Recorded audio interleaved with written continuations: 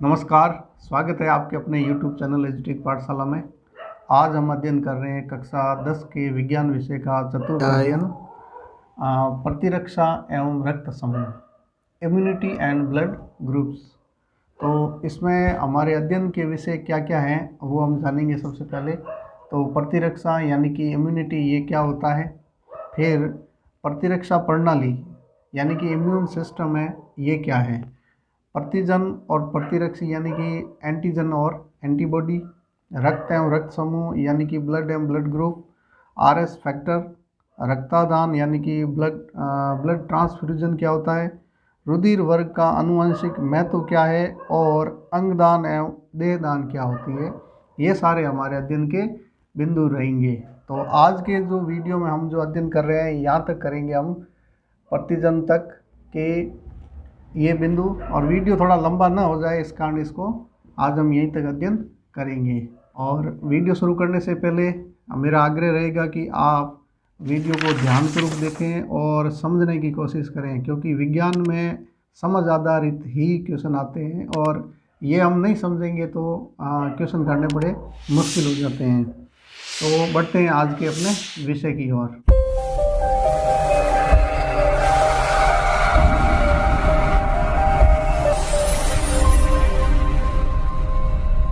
सबसे पहले प्रतिरक्षा यानी इम्यूनिटी क्या होती है। तो जैसा कि हम अभी कोरोना काल में काफ़ी ये शब्द सुन रहे हैं कि प्रतिरक्षा ज़्यादा होनी चाहिए व्यक्ति की, ताकि वो कोरोना का संक्रमण ना फैले। तो ये होता क्या है प्रतिरक्षा, ये होती है हमारे शरीर की रोगाणु से लड़ने की शक्ति, यानी कि संक्रामक रोगों के निवारण या उन्मूलन करने की शरीर की शक्ति जो होती है उसको कहते हैं प्रतिरक्षा, और ये हमारे शरीर के अंदर ही पाई जाती है। तो इसके संबंधी एक आता है प्रतिरक्षा विज्ञान यानी कि इम्यूनोलॉजी। इम्यूनोलॉजी क्या है कि वह विज्ञान है जिसमें इस इम्यूनिटी का अध्ययन किया जाता है, यानी कि शरीर के संक्रामक रोगों के प्रति लड़ने की जो शक्ति है उसके जिस शाखा के अंतर्गत अध्ययन किया जाता है उसको कहते हैं प्रतिरक्षा विज्ञान। अब प्रतिरक्षा प्रणाली यानी कि इम्यून सिस्टम, ये शब्द हमने सुना होगा। तो इम्यून सिस्टम क्या होता है कि हमारे शरीर की अंदर पाई जाने वाली ये एक प्रणाली है, या कहेंगे कि सिस्टम है जो रोगों से लड़ने के लिए हमेशा तत्पर रहता है। तो ये क्या है, किसी जीव के भीतर होने वाली उन जैविक प्रक्रियाओं का संग्रहण है। ये जैविक प्रक्रियाओं का संग्रहण है जो रोगाणुओं की पहचान कर उसका उन्मूलन कर जीव की रोगों से रक्षा करती है। तो ये एक तरह का जैविक प्रक्रियाओं का संग्रहण होता है, यानी कि इस प्रतिरक्षा प्रणाली में एक बार शरीर की अंदर की जो सिस्टम है या प्रणाली है वो किसी रोग की पहचान कर लेती है। इसको पहचानने के बाद जब कभी भी ये रोग वापस लगता है तो उसके प्रति इसमें एंटीबॉडी, यहाँ कहिए कि प्रतिरक्षी उत्पन्न होते हैं, वो इसको तुरंत ही इसका उन्मूलन कर देते हैं या इसको मार देते हैं। तो ये होती है प्रतिरक्षा प्रणाली। अब इस प्रणाली में क्या क्या शामिल है, कोशिकाएं होती है करोड़ों, लसीका अंग होते हैं, थाइमस होता है, अस्थिमज्जा होता है, यकृत, रक्त, ये सारे के सारे इस प्रणाली में शामिल रहते हैं। और ये जो प्रतिरक्षा प्रणाली है ये दो प्रकार की होती है। प्रतिरक्षा जो विधियां हैं वो दो प्रकार से होती है। एक होती है स्वाभाविक, या फिर कहिए इनको जन्मजात या इनेट, इसको प्राकृतिक भी कहते हैं और सामान्य भी कहते हैं। और दूसरी जो विधि है वो है उपार्जित, या इसको कहते हैं एक्वायर्ड, अनुकूली यानी एडेप्टिव, विशिष्ट यानी स्पेसिफिक। इसमें से कोई भी इसका नाम दे सकते हैं। तो ये दो प्रकार की जो प्रतिरक्षा विधियां हैं।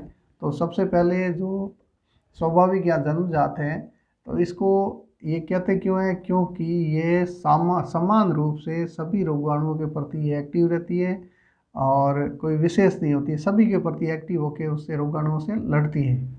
तो सभी रोगाणुओं के प्रति समान रूप से प्रतिरोधक प्रणाली है और वो हमारी शरीर की उससे रक्षा करती है।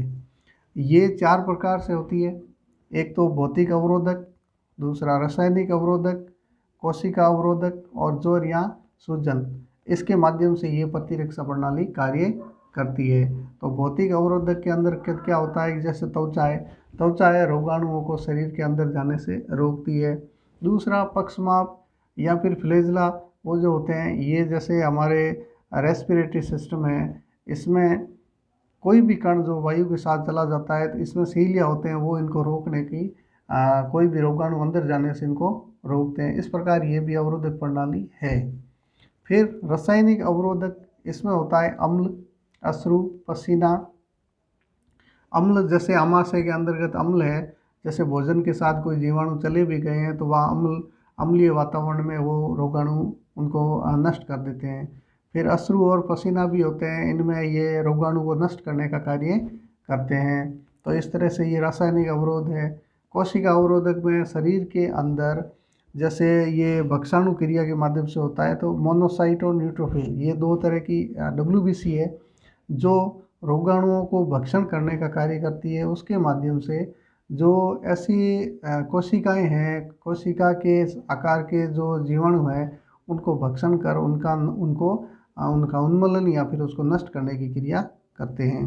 फिर चौथा है ज्वर या सूजन यानी इन्फ्लेमेशन। इसके माध्यम से जब कभी भी रोगाणु शरीर में बढ़ जाते हैं तो जो ज्वर यानी कि तापमान जो है शरीर का बढ़ जाता है, उसके माध्यम से शरीर का तापमान उच्च करके उस रोगाणु से लड़ता है और उसका उन्मूलन करता है।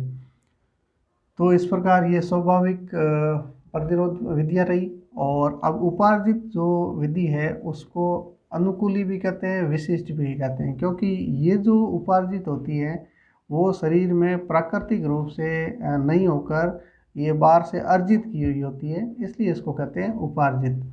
तो किसी विशेष सूक्ष्म जीव या पदार्थ के प्रति शरीर द्वारा विशिष्ट प्रतिरोध जो होता है और ये उत्पन्न किया जाता है, उत्पन्न करवाया जाता है। अब ये किस तरह से होता है, तो इसमें देखें हम, एक तो होता है सक्रिय प्रतिरक्षा, दूसरी होती है निष्क्रिय प्रतिरक्षा। सक्रिय प्रतिरक्षा के अंतर्गत ऐसे रोगाणु होते हैं, उनको बेहद कमज़ोर और बेहद कम संख्या में शरीर के अंदर प्रविष्ट करवाया जाता है। जब लगभग टीके जो होते हैं सारे वो इसी प्रकृति के आधार पे होते हैं सक्रिय प्रतिरक्षा के लिए।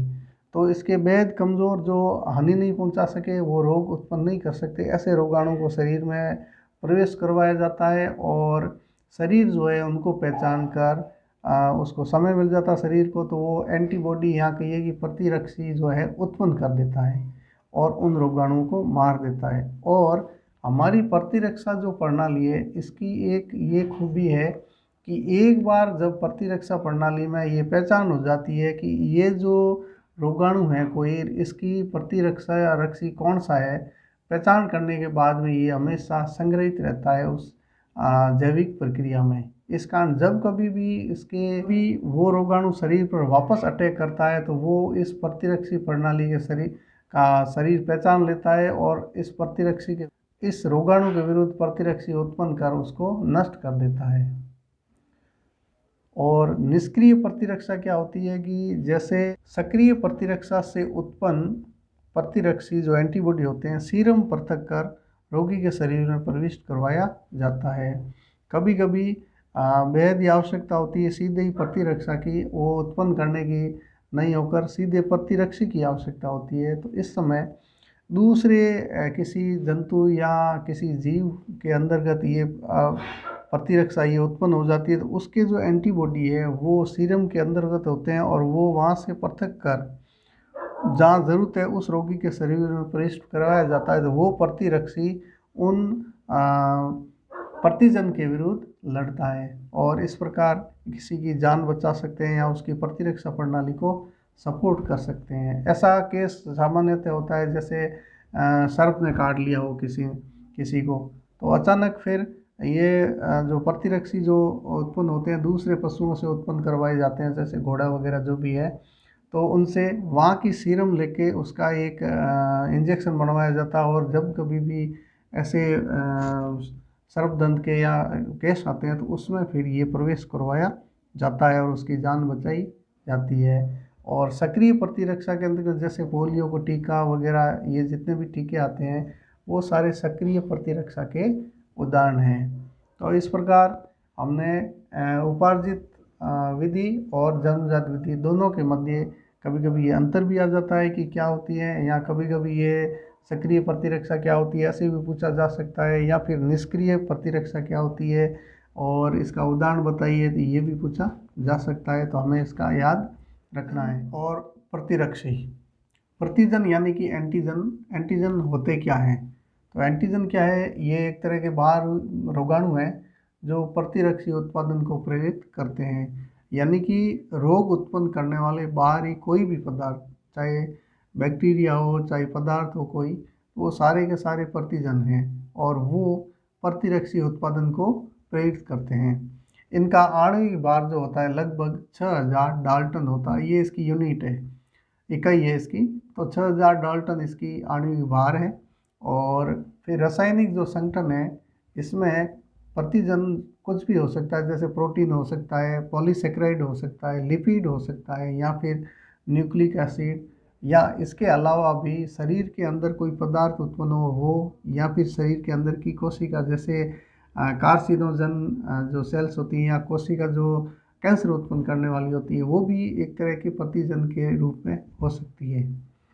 फिर एंटीजन निर्धारक, ये टर्म याद रखनी है कि एंटीजन निर्धारक क्या होता है, यानी कि एंटीजन का निर्धारक प्रतिजन के विशिष्ट अंग जो प्रतिरक्षी से जुड़ते हैं, सारे के सारे एंटीजन जो यहाँ फिर पदार्थ है वो सारा का सारा पूरा एंटीजन नहीं होके उसके कुछ विशिष्ट स्थान होते हैं जो जुड़कर उसको संक्रमण फैलाते हैं, तो वो होता है एंटीजन निर्धारक। ये कई संख्या में हो सकते हैं, जितनी जो संख्या है वो है एंटीजन की संयोजकता। अब जितनी संख्या है उसको संयोजकता कहेंगे, यानी कि एक प्रोटीन में प्रतिजन निर्धारकों की जो संख्या होती है वो इसकी संयोजकता या वैलेंसी होती है, यानी कितने पार्ट है जो जुड़ते हैं। तो ये प्रतिजन के बारे में हुआ। अब प्रतिरक्षी क्या होता है? एंटीबॉडी। तो एक विशिष्ट गामा ग्लोबिन प्रोटीन है। सबसे पहले तो ये एक गामा ग्लोबिन प्रोटीन है जो प्रतिजन के साथ संयोजित हो सकते हैं। ये तो प्रतिरक्षी किसके विरुद्ध होते हैं? प्रतिजन के विरुद्ध। तो प्रतिजन के साथ संयोजित होने की क्षमता रखते हैं ये। इनका निर्माण होता है प्लाज्मा कोशिका द्वारा और इन्हें इम्यूनोग्लोबिन भी कहते हैं, आईजी इम्यूनोग्लोबिन भी कहा जाता है। और पैराटॉप क्या होता है? पैराटॉप जो है प्रतिरक्षी का वो भाग जो प्रतिजन से क्रिया करता है वो उसको कहते हैं पैराटॉप। और इधर क्या हो गया ये एंटीजन निर्धारक। तो एंटीजन निर्धारक यानी कि विशिष्ट अंग जो प्रतिरक्षी से क्रिया करता है, इसका जो अंग क्रिया करता है वो है एंटीजन निर्धारक, जबकि एंटीबॉडी का जो जुड़ने का कार्य करता है वो करता है पैराटॉप। इस तरह से ये दोनों एक दूसरे के विरुद्ध हैं। और अब इसकी एंटीजन की जो एंटीबॉडी है इसकी संरचना किस तरह के उसमें, तो एंटीबॉडी या प्रतिरक्षी की संरचना ये वाई शेप में संरचना होती है इसकी, ये इस तरह से। तो इसमें दो स्ट्रैंड है, एक जो लंबा दिख रहा है इसको कहेंगे भारी श्रृंखला, और ये जो छोटी श्रृंखला दिख रही है इसको कहते हैं हल्की श्रृंखला। और ये जो आपस में जो बंधे हुए होते हैं वो डाइसल्फाइड बंध है, डाइसल्फाइड बॉन्ड के द्वारा आपस में जुड़े हुए होते हैं। इसका जो एक सिरा है वो जुड़ा होता है COS और दूसरा NH2 से जुड़ा हुआ होता है। अब ये जो सिरा है वो तो है स्थिर भाग, और आगे का जो भाग है NH2 की तरफ वो भाग है अस्थिर प्रकार का। और यही अस्थिर प्रकार का जो भाग है वो एंटीजन को समायोजित करने में काम आता है। ये उस अनुसार उसमें फिट होके एंटीजन से जुड़ता है। इस प्रकार ये इसकी संरचना है। भारी और हल्की ये दो इसकी श्रृंखलाएं होती है जो आपस में जुड़कर एक वाई शेप में इसको आकार प्रदान करती है।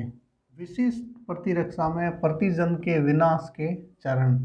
जब विशिष्ट प्रतिरक्षा जो होती है उसमें विशिष्ट जो प्रतिजन है उनके विनाश के चरण हैं, ये कौन कौन से हैं? ये 4 प्रमुख चरण हैं इसके।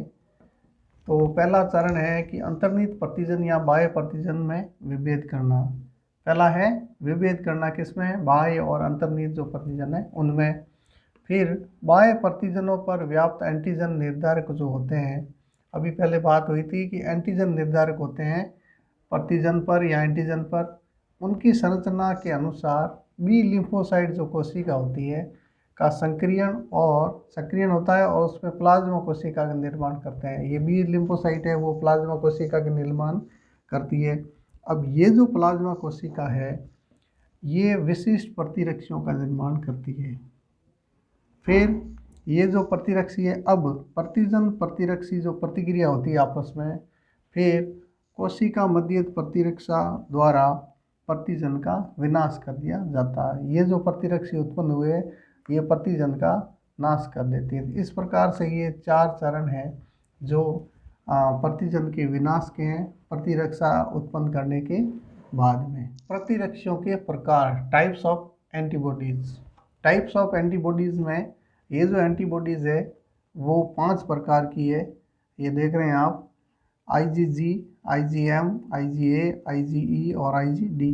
IG का अर्थ होता है इम्यूनोग्लोबुलिन। प्रतिरक्षी को क्या कहते हैं? इम्यूनोग्लोबुलिन कहते हैं। और ये G इसका प्रकार है।